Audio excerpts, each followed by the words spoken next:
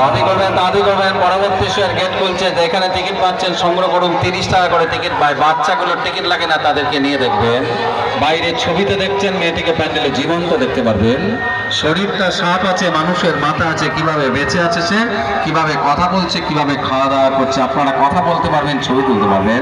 হাতে 5-6 মিনিট সময় থাকলে দেখবেন সময় নষ্ট হবে না। 1 মিনিট আছে, গেট খুলবে, এখান থেকে টিকিট কেটে দাঁড়িয়ে যান। 30 টাকা টিকিট। কত মানুষও দেখে যাচ্ছে, আপনিও দেখুন, আপনারও ভালো লাগবে।